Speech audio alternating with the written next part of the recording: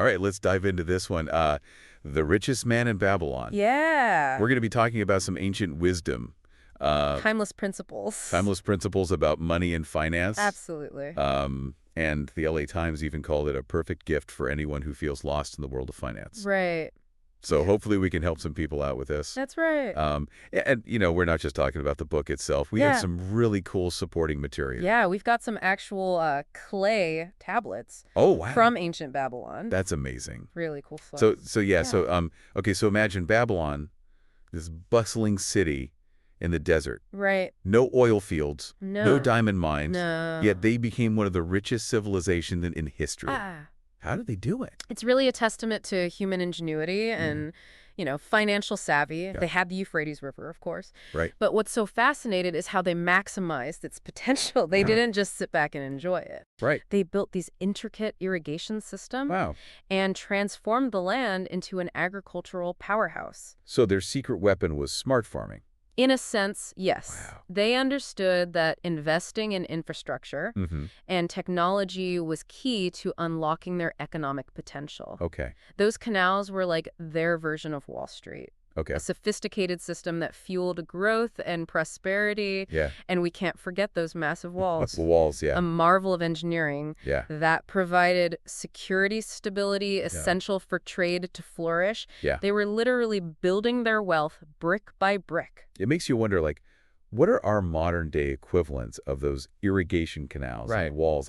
Exactly. What are we doing? Yeah, what are the foundational investments we're making today for future prosperity? Exactly. Really interesting to think about. Yeah, so let's get to the heart of the book. Okay. The story of Arcad. Right. He's our poster child for Babylonian wealth. Right. He goes from rags to riches. Yeah. What's his secret sauce? It's not so much a secret sauce as it is a recipe. Okay. And it's laid out in the book through these really captivating parables. Okay. And the king himself recognizes the importance of these principles. Okay. He's actually concerned that wealth is concentrated in the hands of a few. So he tasks Arcad with teaching the principles of wealth to everyone. Wow. Talk about a progressive king. I know, right? It's like he's advocating for financial literacy. Exactly. As a public good centuries before its time. Exactly. It highlights this idea that a truly prosperous society is one where everyone has the opportunity to build wealth. Yeah. And he clearly understands that this requires knowledge and education, not just luck. Right. So let's dive into these principles. Okay. Arcad lays out what he calls the 7 cures for a lean purse. Yes. They sound like some ancient prescriptions. Right. For a healthier money life. Yeah, for sure. Where do we even begin? Well, the first cure is deceptively simple. Oh, okay. Start that purse to fattening. Hooray. It's the foundation of everything else. Okay. Save at least 10% of your earnings, no matter what. I'm already feeling my purse getting a little lumper. That's good. That's good. But what about all those tempting expenses? Right. Babylon probably had their equivalent chariot payments and silk robes. I'm sure they had their indulgences. Right. That's why the second cure is control thy expenditures. Okay. It's all about creating a budget. Right. Distinguishing your needs from your wants. There's a really fascinating exchange in the book where one of Arcad's students actually argues against budgeting. Oh, really? Calls it slavery. I bet that resonated with a lot of people back then. Oh, for sure. Just like it does today. Absolutely. Who wants to feel chained to a budget? Right. It sounds awful. But Arcad makes a really brilliant point. Okay. He uses the analogy of a pack-ass. Okay. Carefully choosing its load for a long journey. Okay. It's not about restriction. It's about prioritizing. What matters most? Okay. It's about making conscious choices with your money. Right. Not letting it slip away on impulse purchases. Okay. I'm starting to see budgeting in a whole new light. That's good. I like it. It's about intentionality, not deprivation. Yeah. So how do we go beyond just saving? Right. How do we actually make that gold multiple? That's where the third cure comes in. Okay. Make thy gold multiply. Right. Putting your savings to work for you through wise investments. So we're not just stuffing gold coins under our mattress. No. We're talking Babylonian-style investment strategy. Exactly. Arcad shares this great story about investing 10 gold coins in a rental property. Okay. And over 50 years, those coins multiply almost 17 times. Wow. He even reinvests the rental income. Okay. Showing the power of long-term, consistent investing. That's some serious compound interest envy I'm getting over here. But investing can be risky, right? Of course. I mean, Didn't Arcad himself make some bad investment decisions? He did. Remember the tale of the brickmaker and the jewels? Right. He learns a valuable lesson about the importance of seeking expert advice Okay. and avoiding those get-rich-quick schemes. Yeah. That's the fourth cure, guard that treasures from loss. So it's not enough to just save and invest. Nope. We also have to protect our hard-earned wealth from foolish decisions. Absolutely. Think of it this way. Okay. You wouldn't build a magnificent palace Right. without strong walls to protect it, would? Right. Same principle applies to your financial fortress. Okay, that makes sense. But Arcad's wisdom goes beyond just stocks and bonds, right? You got it? He talks about the importance of owning a home. Yes, the fifth cure, Yeah. make of thy dwell a profitable investment. Okay. Arcad emphasizes that owning your home builds equity, Mm-hmm. it provides stability, and it fosters a sense of pride. Right. It's an investment in your financial future Mm-hmm. and your overall well-being. I can already picture myself relaxing in my Babylonian garden, Nice. sipping date wine after a long day of managing my gold. Sounds pretty good. But what about planning for the long term? Yeah. For those golden chariot years? Yeah, that's addressing the sixth cure. Ensure a future income. Okay. Now, obviously, they didn't have 401ks back then. Right. But Arcad understood the need to set aside Mm-hmm. a portion of your earnings regularly Right. to ensure a comfortable future. Yeah. He even hints at this concept of death insurance. Oh, wow. A way to protect your family's financial security in case of the unexpected. That's incredible. Yeah. It's like a prototype for life insurance Right. centuries before its time. Exactly. It just shows how these financial principles are truly timeless. Yeah, They adapt to the needs of each generation. exactly. And finally, the seventh cure encourages us to increase thy ability to earn. Yeah.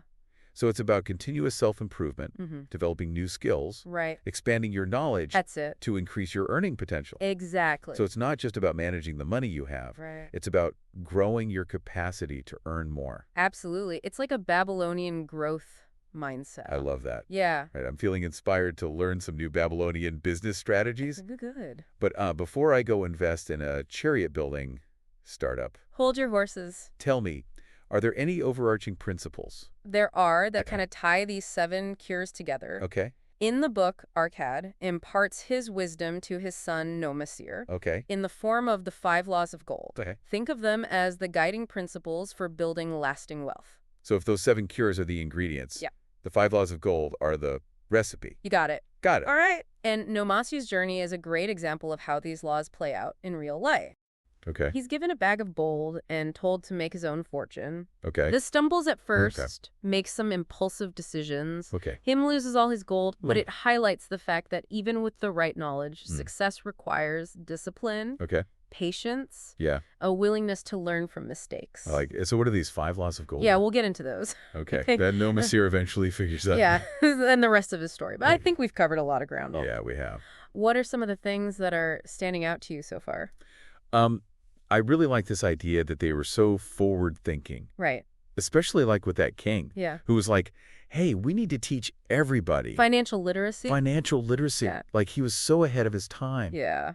I know. It's amazing. And also like this idea that they built their wealth Mm-hmm. so intentionally. Right. Like it wasn't just about luck. It was Right. about planning and investing in the future. Infrastructure. Yeah. Exactly. I love that. It's really cool. Yeah. I think what I find truly fascinating is how these ancient Babylonian principles Yeah. are still so relevant today. It's crazy how they're so applicable. The specific tools and technologies may have changed, Right. but those core concepts of saving budgeting, Mhm. investing wisely, Yeah. the importance of continuous learning, Totally. just as true now as they were thousands of years ago. It's like they were onto something big back then. Yeah, they were. It makes you realize that human nature hasn't changed all that much Yeah. when it comes to money. I know, especially when it comes to money. Right. We're still facing the same challenges. Right. Managing our finances, Right. planning for the future, Yeah, making smart choices absolutely. with our resources. Yeah. But it's encouraging to know that there are these timeless principles Yes. that can guide us no matter what era we Yeah, live that's in. right. So we still got more fascinating stories and insights to uncover. Yeah, we do. So stay tuned for part 2 Yeah, stay tuned. of our deep dive into the richest man of Babylon. We'll be right back. Welcome back to our Babylonian adventure. We've been digging into those 7 cures for a lean purse Yeah. from the richest man of Babylon. And I have to admit, I'm feeling a little more financially fit already. That's great to hear. But I'm curious about those 5 laws of gold that you mentioned earlier. Right. Are they like the turbocharged version of those cures? You could say that. Okay. Think of the 5 laws of gold as the guiding principles Oh, behind those 7 cures, okay. the foundational pillars Okay. of Babylonian wealth building, Got it. and the story of Arkad's son, Nomasir, Right. really brings those laws to life. Ah, yes, Nomas here, the son who gets handed a bag of gold and told to go make his own fortune. Exactly. It's like the Babylonian version of a trust fund kid. Yeah.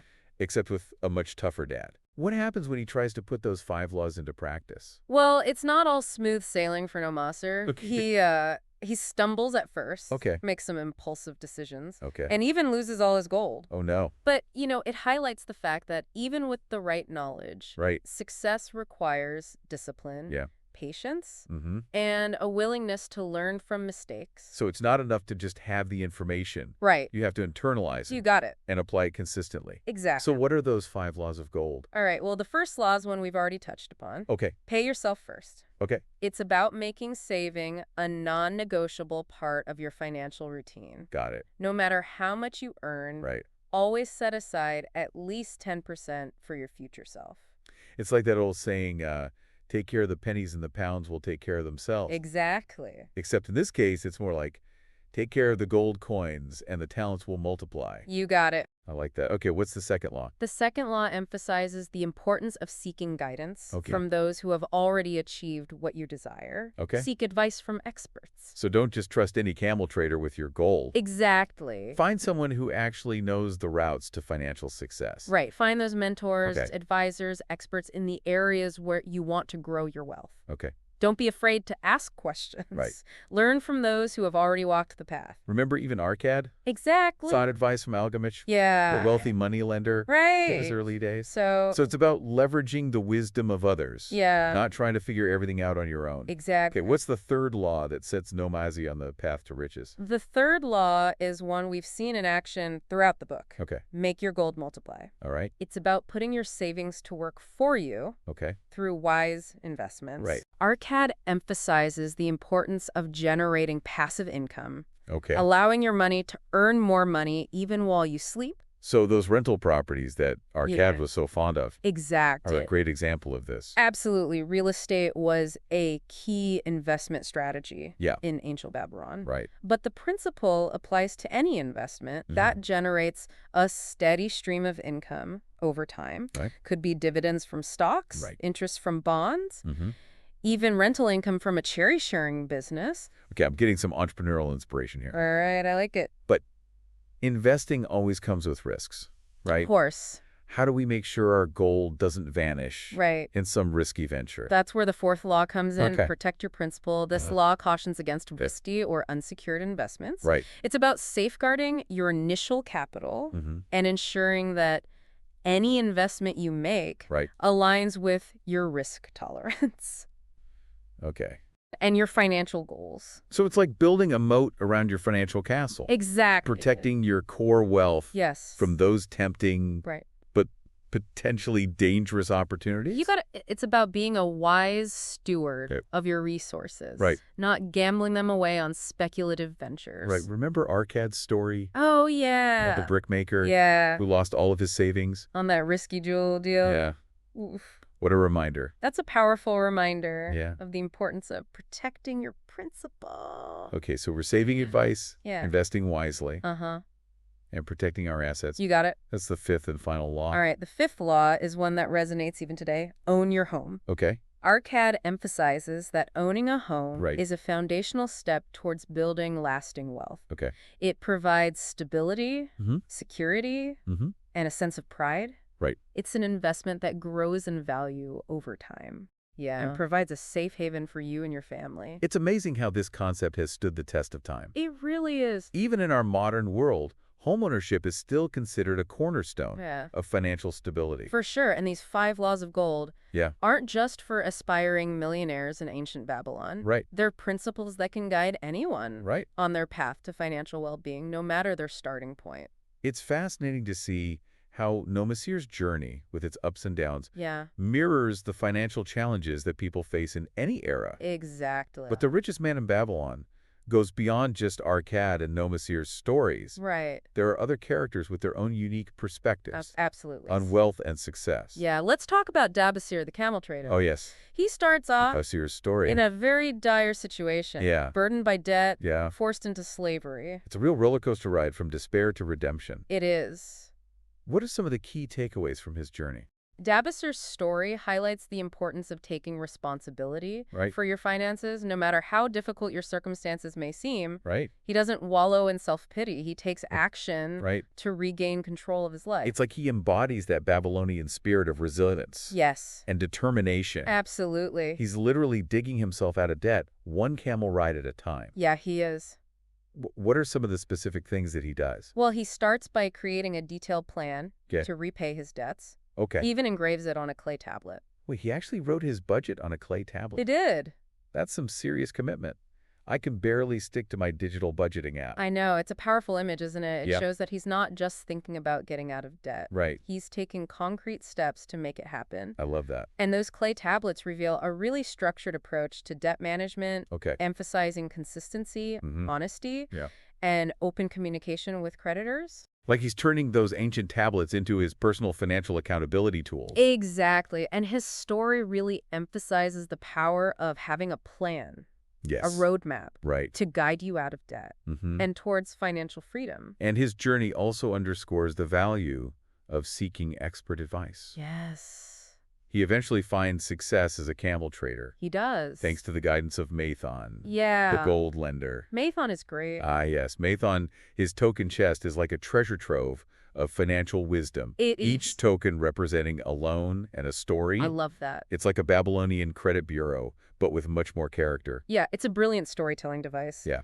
Through these tokens, we get glimpses into the lives of both wise and unwise borrowers. Yeah. We learn about the importance of collateral assessing risk and the impact of character on financial decisions. What I find interesting about Mathon is that he's not just concerned with profit. Right. He genuinely wants to see people succeed. He does. He's a good guy. He sees lending as a way to empower others and contribute to the community's well-being. Yeah, it's a key point. Mhm. It challenges that stereotype of the greedy moneylender Right. and presents a more nuanced view of the role of financial society. I like that. Mathon understands that lending, when done responsibly, Right. can be a powerful tool Yeah. for creating opportunity and fostering prosperity. It's like he's embodying that principle of making your gold multiply, but on a societal level, Yeah. helping others to build their own financial foundations. Right. I'm definitely adding build a financial wisdom token chest to my to-do list. I like it. But before we get carried away with our Babylonian financial makeovers, Right. there's one more character we need to revisit. Okay. Shurinata, Yes. the luckiest man in Babylon. Shurinata's story offers a fascinating contrast to Yeah. the other tales. Okay? It's all about the pitfalls of entitlement Okay. and the transformative power of hard work. Right. He faces a dilemma with his partner's grandson, Hadan Gula, Right. who believes that wealth should come easily. Hadan Gula, the quintessential trust fund kid, right? Yes, Convinced that wealth is a birthright, that's it. not something you earn. Exactly. But Shurinata, being the wise mentor he is, Right. devises a clever plan He does. to teach the young man a valuable lesson. Right. Instead of just lecturing Hadan Gula Yeah. about the importance of hard work, Right. he takes him on a journey, shares his own story Mhm. of starting as a slave Wow. and working his way up to Okay. become a successful merchant. It's like he's giving him a crash course in Babylonian realities, the exact showing him that true wealth is built through effort, right. not handed out on a silver platter. And of course, Hadan Gula has his aha moment. He Yes. finally realizes Yeah. that his grandfather's success wasn't due to luck or privilege, but years of hard work, Yeah. perseverance, and a commitment to excellence. It's a powerful message, It is. especially in our modern world, Yeah, where the allure of instant gratification right. can sometimes overshadow the value of hard work Yeah, and delayed gratification. yeah, exactly. It's a really important reminder. It is the richest man in Babylon reminds us Yep. that building a meaningful and prosperous life Mm-hmm. requires dedication, Yeah, a strong work ethic, right. and a willingness to embrace the journey, Totally. challenges, and I all. love that it's not just about the destination, Right. the financial wealth. Yeah, It's about the journey, the exactly. character building, and the lessons learned along the way. Absolutely. Okay, we've explored some pretty powerful stories and principles so far. Yeah, we have. As we wrap up this part of our deep dive, Right. what are some of the key insights that are standing out to you? I think what strikes me is how these stories set in ancient Babylon Right. highlight the universality of human experiences, That's a great point. the challenges of debt, Yeah. the desire for security, Mm-hmm. the allure of wealth, Right. the importance of hard work. Yeah. These are themes that resonate Yeah. across cultures and time periods. It shows that no matter where we come from or what era we live in, Right. we're all facing similar financial challenges Right. and striving for a better future. Exactly. And those ancient Babylonian principles Right. offer a roadmap for achieving those goals. Right. They provide a framework for making sound financial decisions, Mm-hmm. building wealth steadily and ethically, Yeah. and creating a life of prosperity and fulfillment. I'm ready to trade in my budgeting app for a clay tablet. Well, a clay tablet might not be the most practical tool for Right. modern budgeting. The Right. principles it represents are Yeah. certainly worth embracing. For sure. And remember, The Richest Man in Babylon is filled with even more wisdom Oh, yeah. and intriguing stories. Absolutely. We'll delve into those Okay. in a part 3 of our deep dive. All right. So stay tuned for more Babylonian adventures. Okay, we're back for this final part of our journey through The Richest Man in Babylon. I'm feeling pretty inspired by those 7 cures and the 5 laws of gold. Yeah. It's amazing how... It's like ancient wisdom yeah. meets It's like they were ahead of their time. modern money challenges. I know. It's really cool. And what's remarkable is how those principles are woven into the very fabric of Babylonian society. Right. Remember how we talked about their incredible infrastructure? The irrigation canals? Yeah, the irrigation canals, the massive Oh. walls. Those weren't just feats of engineering. Right. They were investments in their collective prosperity. Yeah, it's like they understood that a strong foundation, Right. both literally and financially, Yeah. was essential Absolutely. for long-term growth. They were playing the long game, Yeah, building a city designed for success. it's amazing. It's really cool. So, They realized that true wealth wasn't just about individual gain. it was about creating a thriving ecosystem Right. where everyone had the opportunity to prosper. Yeah. And that's reflected in those 5 laws of gold, Okay. which emphasize not just personal wealth building, Right. but also the importance of community and collaboration. Right, like that second law, seek advice from experts. Yeah, It's a reminder that we don't have to figure everything out on our own. exactly. You know, there's wisdom to be gained Right. from those who've already walked the path. Yeah, it's like the Babylonian version of mentorship Yeah. or networking. Yeah, I like that. Tapping into that collective knowledge of the community. Exactly. And remember Mathon, Oh, yeah, the Mayfun. gold lender. With his choken chest full of financial stories. He Right. wasn't just lending money, he was Yeah. sharing wisdom, guiding borrowers toward responsible financial decisions. It's like he was a financial therapist. Right. As much as a lender, Exactly. helping people to understand their relationship with money. Yes, and make choices that would lead to long-term well-being. Right. So, okay, I'm curious to hear more about how those 5 laws of gold play out Yeah, in the stories of the other characters. okay. We've already talked about Dabasir the camel trader Dabasir. and his remarkable journey from debt to success. What a story. It's incredible. Dabasir's story is a powerful reminder Yeah, that no matter how dire your financial situation may seem, right. there's always hope. Yeah. He takes responsibility for his debts, Right. creates a plan, seeks expert advice, Yeah. and through hard work and perseverance, Yeah. ultimately achieves financial freedom. It's like he embodies those first 4 laws of gold. He does. Paying himself first by consistently putting money aside for debt repayment, Right. seeking advice from Mathon, Yeah. making his gold multiply through his camel trading business, Uh-huh. and protecting his principal Yeah. by avoiding those risky vendors. Absolutely. He did it all. He did it all. And his story also highlights the importance of mindset. Yeah. He doesn't let his initial setbacks define him. Nope. He uses them as fuel Yeah. to propel himself forward. It's that Babylonian resilience we keep talking Yeah, about. yeah, exactly. He could have easily given up, Oh, yeah, succumbed to despair. right. But instead he chooses to fight, Yeah, to rebuild his life, I love that. brick by financial brick. And speaking of mindset, Okay? let's revisit the story of Sharonada, Right? the luckiest man in Babylon, Yeah. and his encounter with Hadan Gula, the entitled grandson. Right. Hadan Gula thought wealth should just be handed to him. Right, he wanted it on a silver platter. Yeah, exactly. What a contrast to Dabasir's story. I know, right? It's like a tale of 2 mindsets. Totally. One rooted in entitlement, Yeah. the other in effort and determination. And Sharonada, Yeah. through his wise guidance, Yes. helps Hadan Gula to shift his perspective. He doesn't just lecture him about the value of hard work. Right. He shows him through his own life story Mm-hmm. and the story of Hedangula's own grandfather, Right. that true wealth and fulfillment Yeah. come from earning your success, Yeah. not inheriting it. It's a powerful lesson for anyone, It is. regardless of their financial background. It's about cultivating a mindset of growth. Right. Recognizing that wealth is a byproduct of effort, Right.